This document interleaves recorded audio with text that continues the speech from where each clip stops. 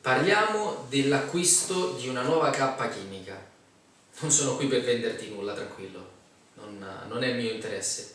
Il mio interesse diretto è quello di farti capire primariamente, prima ancora di comprare la cappa chimica, quali sono gli accorgimenti che dovresti avere, che sono veramente importanti e che ti possono e ti permettono di salvaguardare quella che è la sicurezza delle persone, ma anche risparmiare un po' di soldini che male non fa oggigiorno.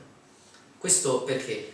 Perché mi sono reso conto che ancora oggi i venditori, ahimè, girano per quelli che sono i laboratori, su richiesta ovviamente anche dei clienti, e propongono quello che è un acquisto di una cappa chimica senza un'analisi primaria di dove deve essere installata la cappa chimica, senza scendere troppo nel dettaglio anche che andrebbe fatta un'analisi sulla corretta cappa che poi bisognerebbe andare ad installare, che questa è un'altra tematica ancora, e che i venditori, non tutti probabilmente, sono preparati dalle case madri o da quelle che sono le loro concessionarie a fare un'analisi di questo tipo qua. Quello che ti interessa a te però, che devi acquistare e che devi scegliere, che devi decidere di acquistare una cappa chimica, ci sono delle cose che sono molto importanti. Che cosa è importante? È importante ad esempio guardare un attimino gli spazi, quindi prima di tutto cerca di valutare bene dove deve essere posizionata la cappa. Ti sembrerà una banalità probabilmente questo che ho appena detto, ma scendiamo un pochino nel dettaglio. Quando ti dico dove, ovviamente non mi sto riferendo alle misure, alla grandezza, a quella che può essere una parete, perché immagino che un'ingegneria clinica piuttosto che anche un privato, un laboratorio, quello che è, riesca ad arrivare fino a lì, e il venditore sicuramente si preoccuperà che la sua cappa entri all'interno del laboratorio.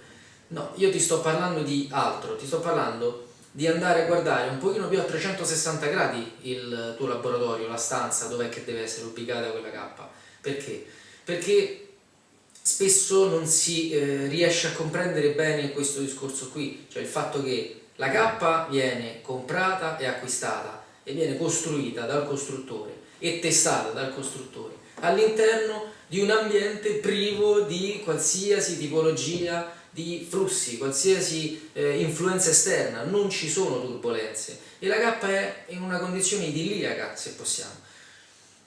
Questa non è ovviamente la realtà, questi non sono i nostri laboratori, i laboratori dove tutti noi viviamo e lavoriamo, assolutamente, ci sono tantissime fonti di disturbo. Ecco perché ti dico, prima di installare una cappa, di comprare una cappa, addirittura non di installarla, proprio di comprarla, assicurati che all'interno dell'ambiente non ci siano o siano posizionati nel modo idoneo, per esempio i condizionatori.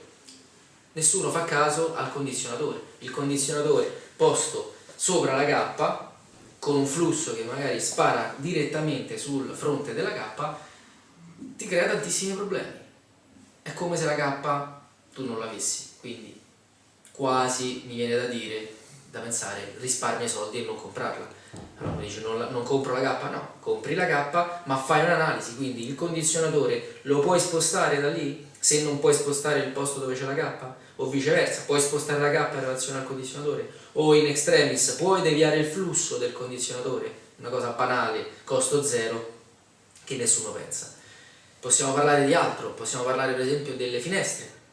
La cappa posta vicino delle finestre all'interno di un laboratorio, che magari vengono spesso aperte, crea delle turbolenze, crea delle problematiche sul fronte K, e quindi le sostanze che sono all'interno, i vapori che sono all'interno della tua cappa potrebbero fuoriuscire all'esterno. Ricordati una cosa, le cappe hanno una velocità di aspirazione, questo è sicuro, sentirai parlare di tantissime cose, arriveranno i venditori che ti diranno che le cappe sono più veloci, più potenti, più questo, più quell'altro, tutto quello che vuoi, ma l'azione umana, quindi l'apertura di una finestra, piuttosto che un condizionatore, piuttosto che il passaggio di persone, o anche l'operatore stesso che si muove e gesticola troppo forte davanti a una cappa, sono fonte di disturbo e non riusciranno mai la cappa a contrastare queste velocità queste turbolenze generate dall'esterno. Quindi questo intanto è un primo spunto per darti un'indicazione di sorta. Continuiamo ad andare avanti, cioè all'interno di un laboratorio che cosa possiamo guardare? Un frigorifero ad esempio, non si fa caso al fatto che ci possa essere un armadio, un frigorifero limitrofo o di fronte a quella che può essere una cappa, e nell'aperire quella che è un'anta vengono generati dei flussi, e quindi anche in questo caso può venire meno la protezione per l'operatore dal punto di vista di inalazione di potenziali vapori tossici o quello che insomma verrà manipolato sotto la tua cappa. Questo è un altro aspetto molto importante.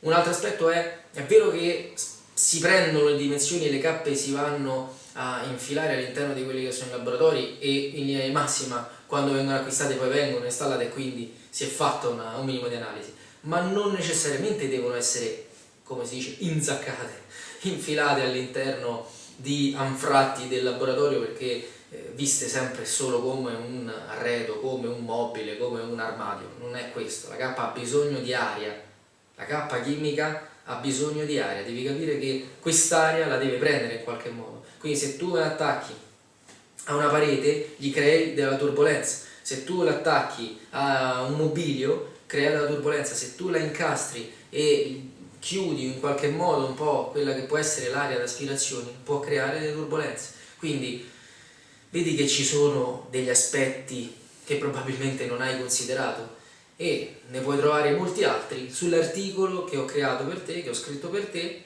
sul nostro portale izard.it.